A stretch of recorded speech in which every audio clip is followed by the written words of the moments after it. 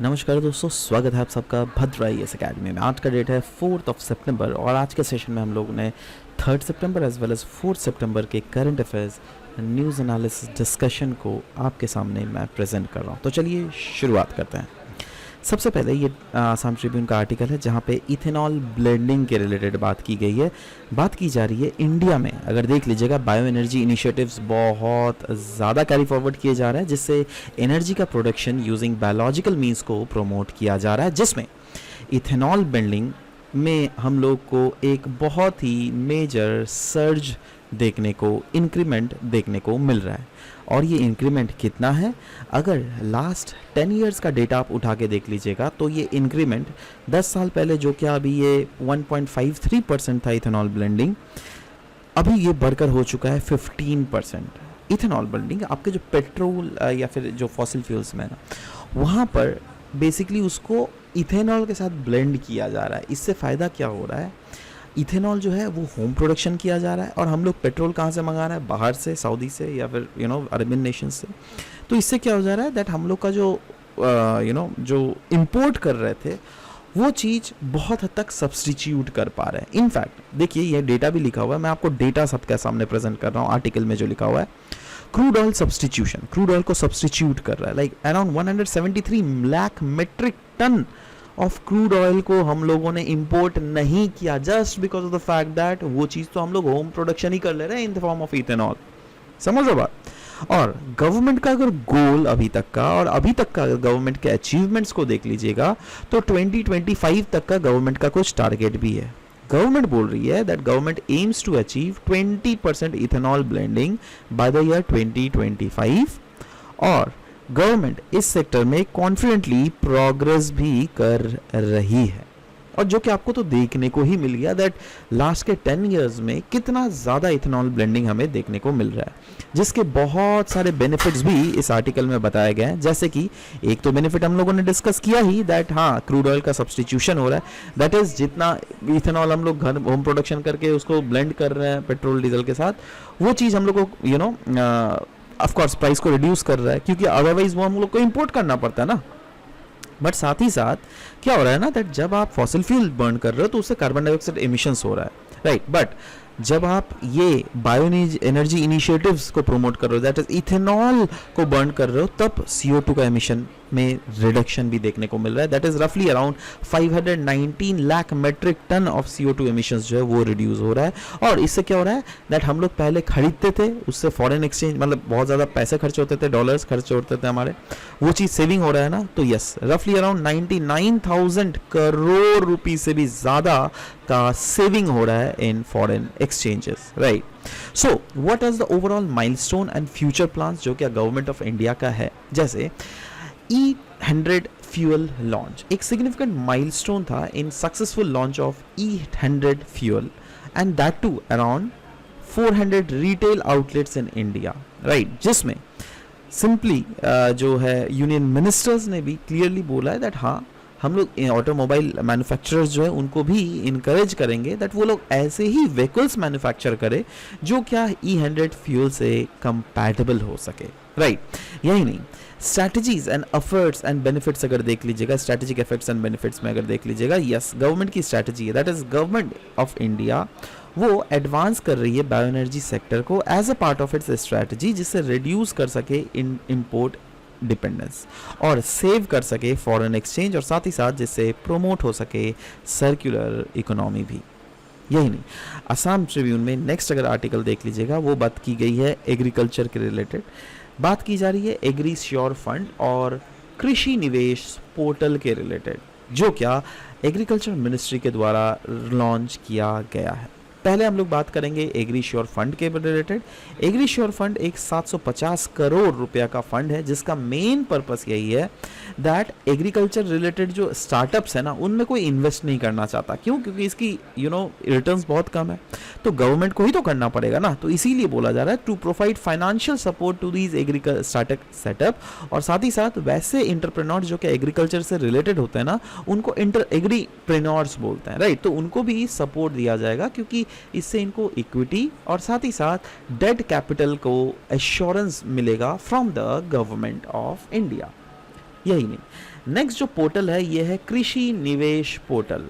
कृषि निवेश पोर्टल का अगर पर्पस देख लीजिएगा, वो क्लियरली बोल रहा है to centralise investment opportunities and information in agricultural sector. Agriculture sector में जो इन्वेस्टमेंट अपॉर्चुनिटीज और वेरियस इंफॉर्मेशन है जो कि डिससेंट्रलाइज है, उनको सेंट्रलाइज करना। इसके लिए कृषि निवेश पोर्टल जो है कॉम्प्रिहेंसिव प्लेटफॉर्म है, जो क्या कहा जा रहा है इसका फ़ायदा होगा दैट ये इन्हांस करेगा एग्रीकल्चर के बिजनेस और साथ ही साथ एग्रीकल्चर सेक्टर में इन्वेस्टमेंट भी काफ़ी हद तक अट्रैक्ट करेगा। यही नहीं, अगर टारगेट ऑडियंस देख लीजिएगा वो कौन है, ये है फार्मर्स, एंटरप्रेन्योर्स और इंडस्ट्रीज। और अगर इंफॉर्मेशन का एक्सेस अगर देख लीजिएगा, yes it provides easy access to information on various central as well as state government schemes, right. Next, knowledge system in north east. ये अगर आप एडिटोरियल पेज में देख लीजिएगा, बहुत बड़ा एडिटोरियल था और बहुत इंपॉर्टेंट भी एडिटोरियल है। That's why I thought of discussing it with you guys. आपको तो पता है न्यू एजुकेशन पॉलिसी 2020 का एम क्या है। उसका एम है दैट अभी जो मॉडर्न एजुकेशन दिया जा रहा है ना, उस मॉडर्न एजुकेशन के साथ हम लोग अपने ट्रेडिशनल जो नॉलेज है उसको भी इंटीग्रेट किया जा सके।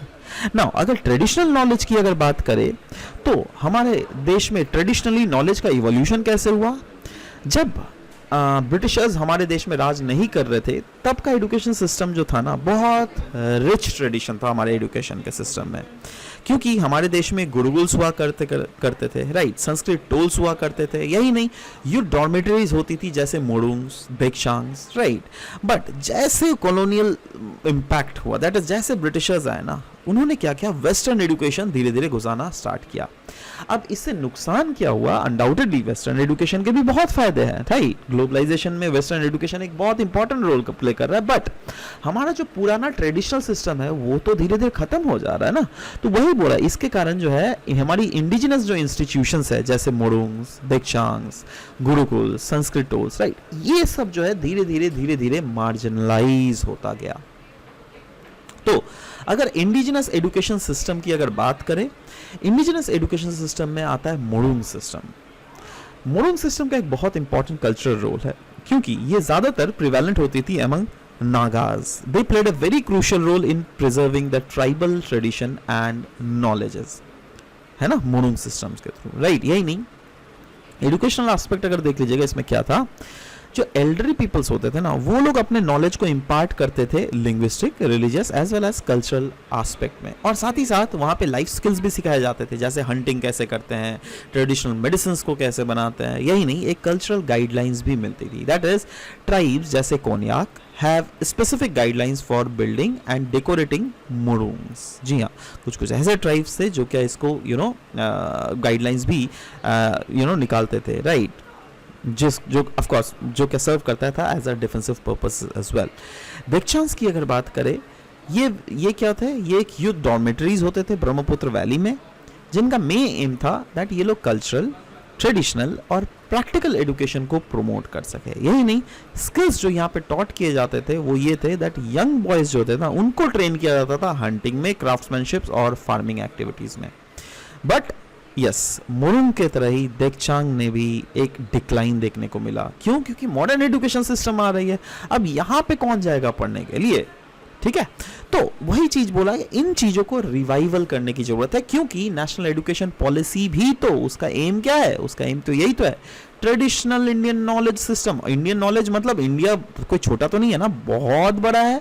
जैसे ये मोडुंग देक्षांग ये नॉर्थ ईस्ट में प्रिवेलेंट है, बट या कि मोडुंग देक्षांग क्या तमिलनाडु में प्रिवेलेंट होगा? नहीं, राइट। तो वहां पे उनके ट्रेडिशनल सिस्टम को इंटीग्रेट करना है, क्योंकि विजन और गोल अगर देख लीजिएगा वो यही है, इंडियन इथोस, दैट इज हमारा जो डीप रूटेड सिस्टम है, भारतीय इथो या फिर इंडियन इथोस, उसको हम लोग को इंश्योर करना है, फिर से रिवाइव करना है, जो क्या ट्रेडिशनल सिस्टम जो कि धीरे धीरे एक्सटिंक्ट हो रही है।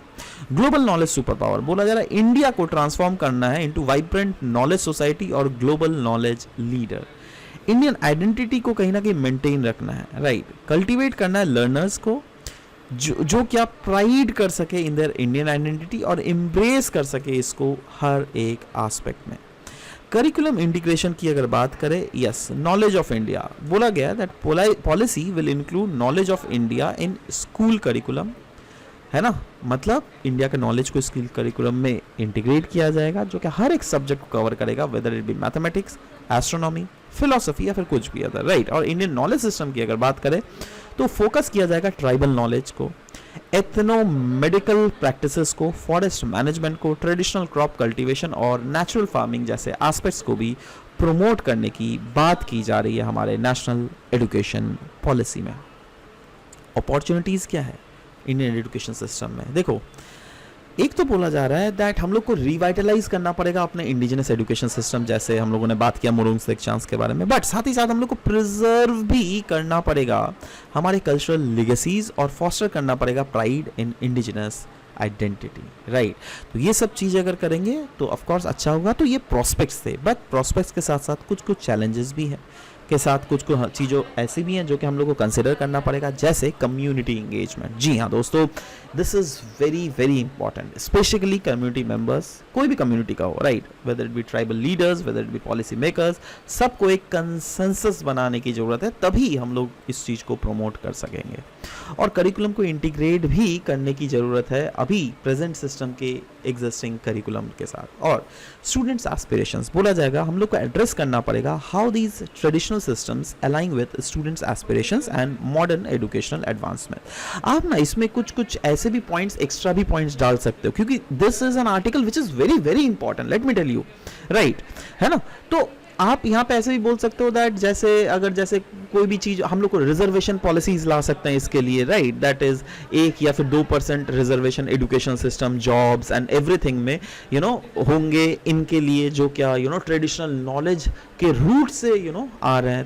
तो इस टाइप का अगर रिजर्वेशन भी दिया जाए ना, तो भी हम बहुत हद तक इस चीज़ को इन्हांस करते हुए देखने को मिल सकता है, राइट।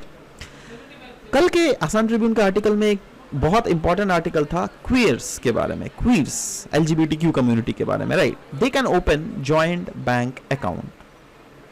यूनियन गवर्नमेंट ने क्लैरिफाई कर दिया गया है दैट जो क्वीयर रिलेशनशिप में इंडिविजुअल्स होते हैं ना, वो जॉइंट बैंक अकाउंट खोल सकते हैं अपने पार्टनर्स के साथ। क्वीयर कम्युनिटी मतलब क्या? LGBTQ, right. देखो, क्वीर कम्युनिटी इन जनरल ये सारे कम्युनिटीज को बोला जाता है जिसमें लेस्बियंस होते हैं। लेस्बियंस मतलब वैसी महिलाएं जो एक दूसरे पुरुष के प्रति अट्रैक्ट नहीं होती, बट महिलाओं के प्रति अट्रैक्ट होती है। मतलब if a girl is attracted और a woman is attracted towards a woman और a girl, then they are lesbian, right. Similarly अगर गे की बात करें तो गे कौन से लोग होते हैं? ये वैसे पुरुष या फिर वैसे दोज बॉयज या फिर those mens who are attracted not towards their opposite sex, that is female, या फिर but they are attracted, the men is attracted towards other men, right, then that is gay, right. वैसे bisexuals वैसे होते हैं जो क्या ऐसे जो क्या men as well as women दोनों के साथ अट्रैक्टेड होता है। वैसे ही ट्रांसजेंडर्स भी होते हैं जिनका दोनों आइडेंटिटी जो है एक ही बॉडी में होता है, right. So these are the people. Now अब सुप्रीम कोर्ट के ऑर्डर के बाद से ही उन्होंने बोला था दैट हाँ, गवर्नमेंट को कंसिडर करना पड़ेगा दैट इक्वल इंटाइटलमेंट दिया जाए क्वेयर पार्टनर्स को भी। इसीलिए क्योंकि ऑफ कोर्स इस चीज़ को प्रमोट भी किया जा रहा है, सुप्रीम कोर्ट ने उनको हक दिया है, तो यही इसी चीज़ के रिलेटेड ही है ना ये आर्टिकल हम लोग को देखने को मिला था। और इसी के साथ आज का सेशन ये समाप्त करता हूँ। मिलते हैं आप सबके साथ नेक्स्ट सेशन में। Till then bye bye, take care.